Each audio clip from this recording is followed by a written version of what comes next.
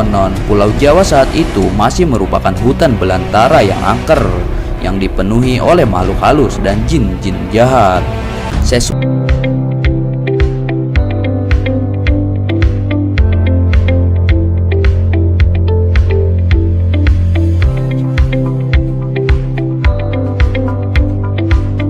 Bakir adalah salah seorang ulama atau wali songo periode pertama yang dikirim khalifah dari Kesultanan Turki Utsmaniyah Sultan Muhammad I untuk menyebarkan agama Islam di wilayah Nusantara.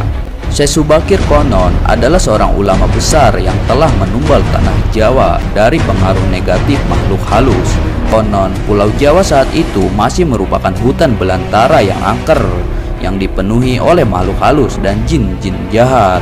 Setelah Syekh Subakir, ulama asal Persia, berdasarkan babat tanah Jawa, setelah sampai ke Nusantara, Syekh Subakir yang menguasai ilmu gaib dan dapat menerawang makhluk halus, mengetahui penyebab utama kegagalan para ulama pendahulu dalam menyebarkan ajaran Islam karena dihalangi para jin dan dedemit penunggu tanah Jawa.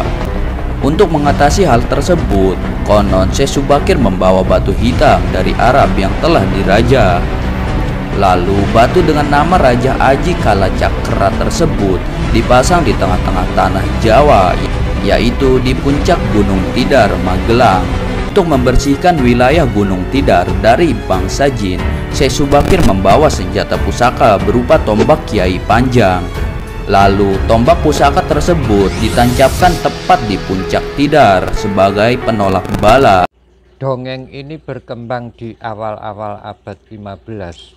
Disebutkan juga di situ ada Aji Kalacakra dan tombak panjang.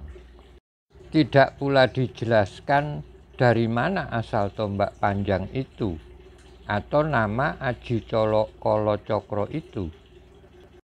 Pidato resmi Sultan Hamengkubuwono X tentang hubungan dengan Turki Utsmani dan pusaka Tunggul Wulung. Pada 1479, Sultan Turki mengukuhkan Raden Patah sebagai Khalifatullah ing tanah Jawa, perwakilan kekhalifahan Islam Turki untuk tanah Jawa, dengan menyerahkan bendera La ilaha illallah berwarna ungu kehitaman terbuat dari kain kiswah Ka'bah, dan bendera bertuliskan Muhammad Rasulullah berwarna hijau.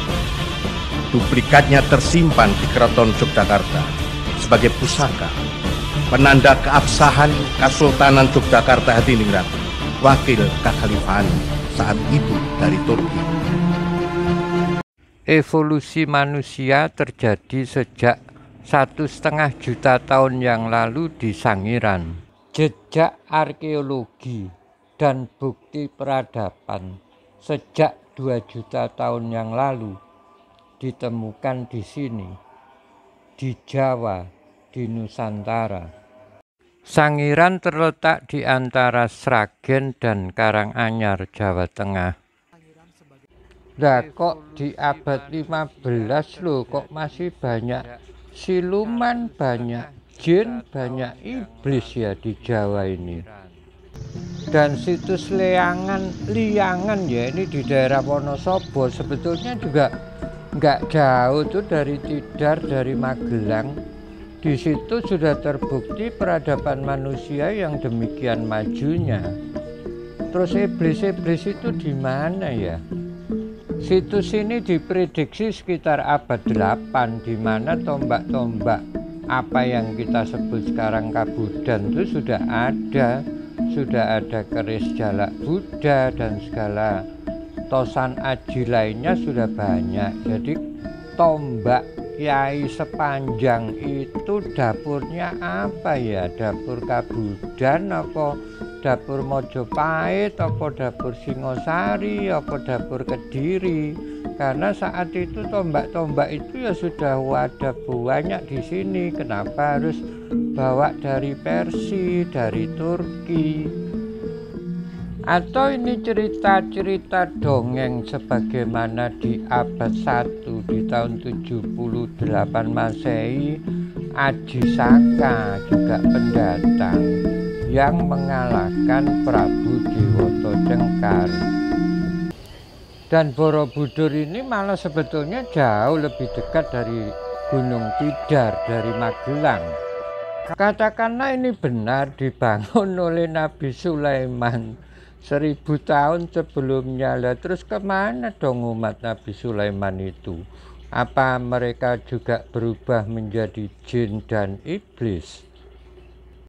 Sedikit agak jauh dari Gunung Tidar ada Candi Prambanan ini, dan itu juga sekitar abad 7, abad 8, kira-kira beberapa abad sebelum Gunung Tidar. Dan juga hampir sama dongengnya. Ini ceritanya Bandung Bondowoso dibantu tentara jin untuk membangun Candi Prambanan ini.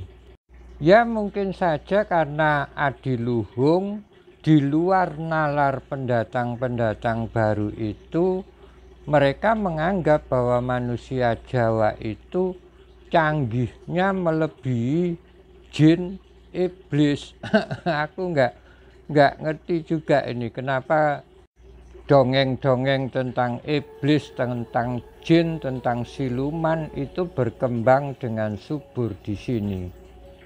Mungkin saja karena di sini itu berlimpah ruah air, jadi sempat berpikir yang lain, sempat mempergunakan indera yang lain selain nalar kita sendiri. Itulah yang adiluhung. Sempat nguri-nguri sasomo, memayu hayuning bawono.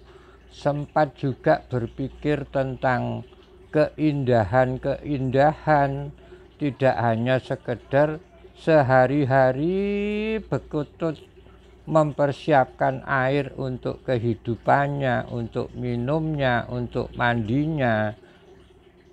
Berpikir untuk memperindah alam yang memang sudah indah di tanah Jawa ini.